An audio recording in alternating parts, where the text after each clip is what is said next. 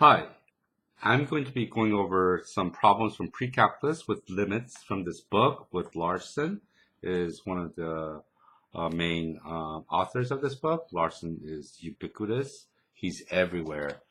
Anyways, we're going to be doing chapter 11, section 5. It's called Riemann Sum. Chapter 11, section 5. It's the area under curves. And this is on page 826. I'm going to do number 20. Let's try 29 first. I'm just going to pick one at random. 25 is pretty simple, but let's do 29 first. The function f of x is equal to 9 minus x squared. And it's the interval from 0 to 2. And A is what I'm looking for. A is for area. Okay. Usually capital letter A is reserved for area. So how do you find the area of this function? Well, the area is equal to the sum from I equals 1 to n of the height, which is f of A plus b minus a over n. That's the incremental from the step starting at a. That would be your height times b minus a over n. This is your a, that's interval from 0 to 2. That's your a, that's your first point, and b is your second point right there. And we subtract those to get the difference, and we change it into n intervals, and so we divide it by n. That's how we get the width. That is the definition of the area. So that means it's defined as it's from 1 to n of the summation of the first point at A of the height times the width, and then when I is 2, we plug in 2. So we start the next increment of the width. The height, and then we times it by the width. And the width is usually constant too. So that's the area. For the infinite case, it's just the limit as n approaches infinity, and that will be the exact area. When n becomes like a 10 million, you're going to break it into 10 little increments of rectangles, and that will be the most accurate area. So let's try 29 again. So 29 says something like this. That's my A and B. So what we do is we start to plug in some information in there. Let's use black. Area equals sum from I equals 1 to n. A is 0 right here. B is 2, so it's 2 minus 0, 2 minus 0. So it's f of 0 plus 2 over n I, because it's 0 plus that. That's your height, and multiplied by the width, which is 2 minus 0 is 2 over n. And since n is a constant, we can factor that out as well. So the area is equal to the summation, 2 over n here in the front, and the f of 2 over n I, and I equals 1 to n. And we have to plug it into this formula right over here. This is where it starts to get a little bit tricky. So what we do is we plug in 2 over n I wherever there's an x. So that becomes 2 over n times the summation, I equals 1 to n. And we plug this value for wherever there's an x. So it becomes 9 minus 2 over n I squared.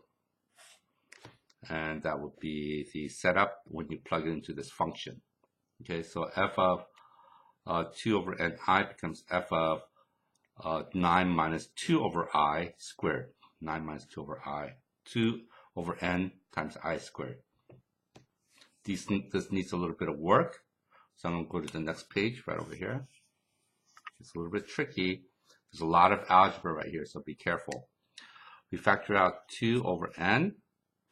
Summation of 9 minus I'm going to square this. 2 over n I squared.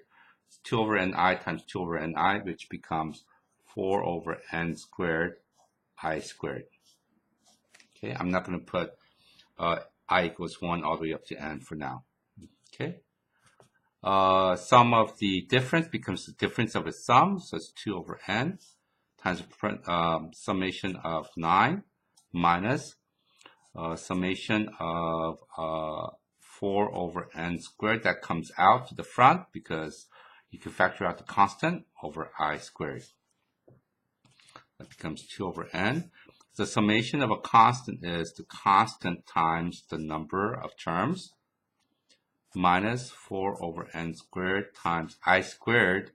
If I remember that it's going to be n times n plus 1 times 2n plus 1 all over 6, I believe. I memorized that like less than a week ago because one of my students, I helped memorize it with one of my students. So let's work this out a little bit. It's going to equal 2 over n. This is where the algebra becomes a little bit tedious. 9n minus, you get 4 times n plus 1 times 2n plus 1 over 6.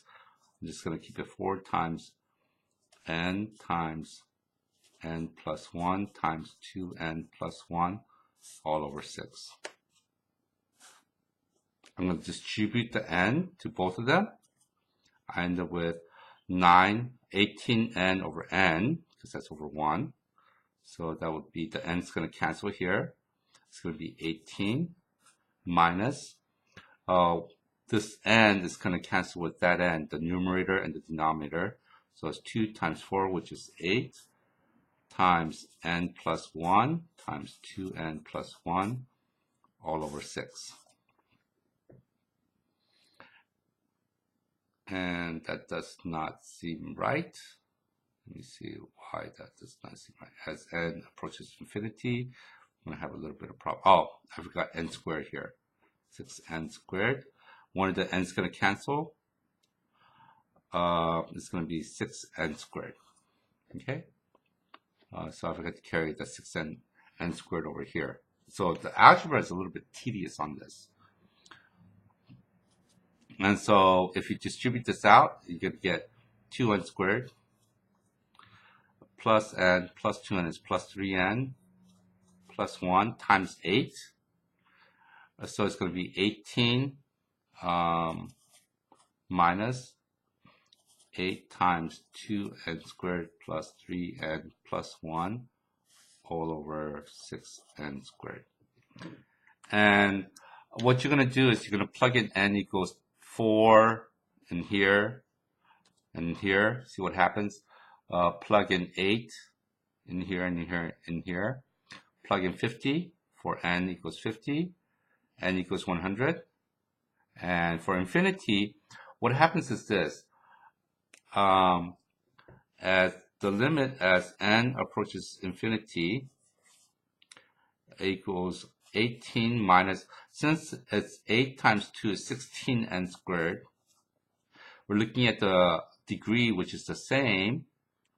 So you end up with, if towards infinity, you end up with a leading coefficient, which is 16 over 6. That's 16 over that 6, which is equal to 8 over 3.